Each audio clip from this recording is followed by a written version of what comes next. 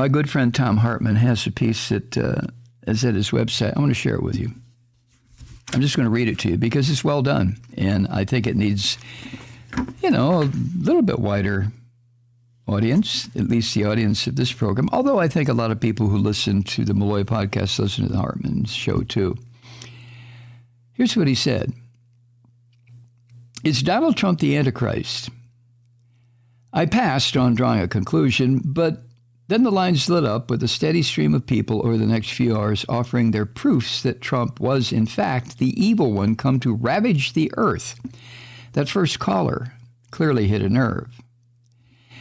It's a fascinating question, however, whether put literally or metaphorically.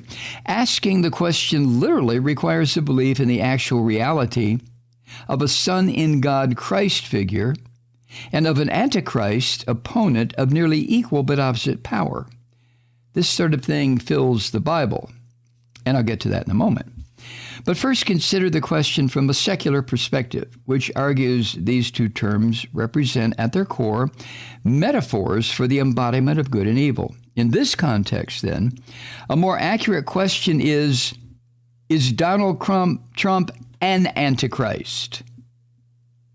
Because in the Sermon on the Mount, Jesus spoke in the plural when he predicted false prophets who come to you in sheep's clothing, but inwardly are ravening wolves.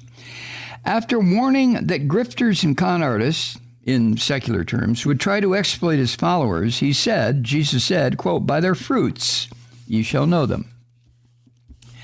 Trump's fruits are pretty obvious. To wit, more than 20 women have accused him of rape and of sexual assault. Hundreds of contractors, customers, employees have accused him of stealing from them or refusing to pay them, or both, as have members of his own family. Throughout his presidency, he lied over 30,000 times. He pit Americans against each other by race, religion, and region in an effort to tear our country apart and thus weaken opposition to his authoritarian rule. He openly encouraged violence against unarmed people at multiple rallies and encouraged state violence at a speech to chiefs of police.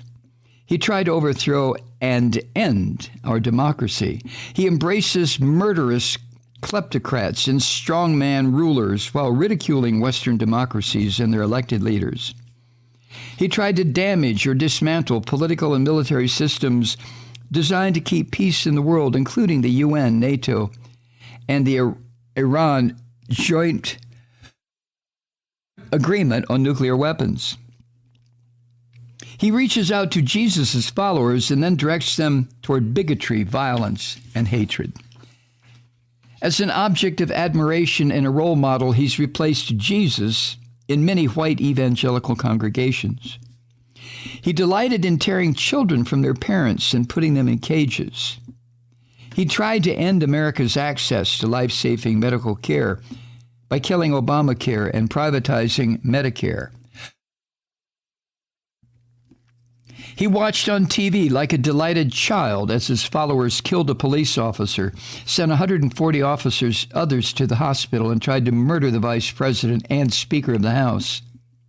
He lied about COVID after disclosing the truth to Bob Woodward in February of 2020, causing more disease and death in America than any other nation in the world. The main reason many Christians freak out about an Antichrist is that following him will get you banned from heaven or even cast into hell. But what did Jesus, the guy Trump's white evangelical followers claim as their Savior, what did Jesus say was necessary to get into heaven? Back in 1998, I had a private audience with Pope John Paul II at his invitation. A person close to him had read one of my books. Louise and I sat through an open-air concert with him and about 30 VIPs, including the leader of Germany's Bundestag. For more than an hour, surrounded by the splendor of Castel Gandolfo, the Pope's summer place on the rim of an extinct volcano overlooking Lake Albano. When we spoke privately after the concert, His Holiness's forceful comments reminded me of Jesus' words in Matthew 25. It's an amazing 2,000-year-old story that tells us everything we need to know about today's so-called Christian politics. Here's the story. The disciples of Jesus had gathered around him in a private and intimate setting. Finally, they thought, they could ask him straight up the question that had been haunting them, particularly now that the Roman authorities were starting to talk about punishing or even executing them. The question was, how could they be sure to hang out with him in the afterlife? Jesus told them at the end of the days he'd be sitting on his throne separating the sheep from the goats, quote, as a shepherd divideth, end quote. The nation of sheep would go with him to heaven, the goats to hell. He told his disciples he would say to the sheep, quote, for I was hungry and you gave me food. I was thirsty and you gave me drink. I was a stranger and you took me in. Naked and yet you clothed me. I was sick and you visited me. I was in prison and you came unto me. At this point, his disciples, who had never, ever seen Jesus hungry, thirsty, homeless, sick, or naked, freaked out. Whoa, they shouted, we're screwed. They asked, panicked, when saw we thee hungered and fed thee, or thirsty and gave thee drink? When saw we thee a stranger and took thee in, or naked and clothed thee? Or when saw we sick, or in prison and came unto thee? Jesus replied, reassuring them, quote, verily I say unto you, inasmuch as ye have done it unto one of the least of these my brethren, you've done it to me, end quote. And this is the only place in the Bible where Jesus explicitly tells his disciples what acts they must perform in their entirety to get into heaven. Feed the hungry, care for refugees, house and clothe the homeless, heal the sick, have compassion on those in prison. That's it.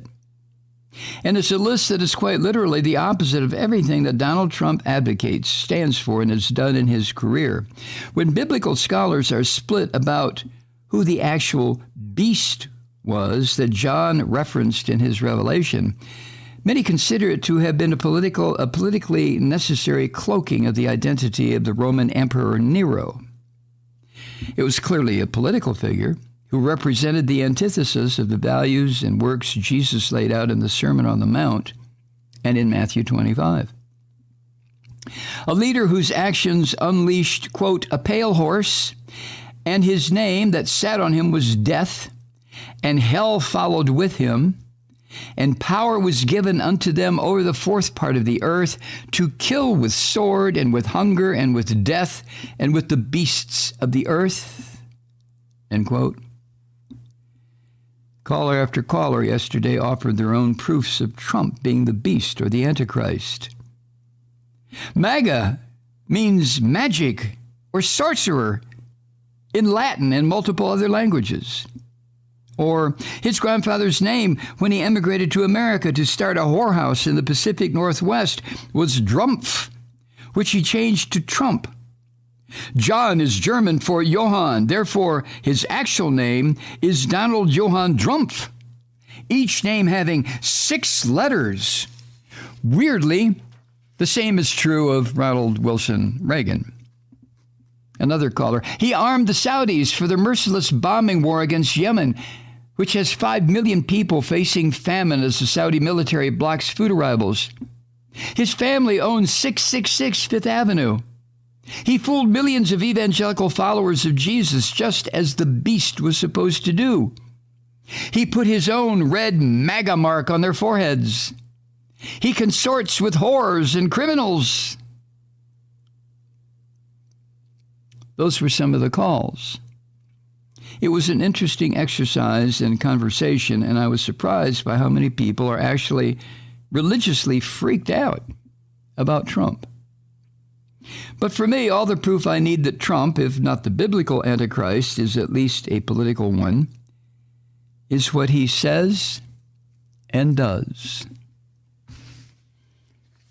Tom Hartman, my good pal, who at one time lived here in Atlanta, as a matter of fact. I think he had an ad agency here in Atlanta, some sort of an agency back in the day. He's told me that when he lived here, he used to listen to my talk show on WSB Radio on his way home at night, late at night, which I found very interesting.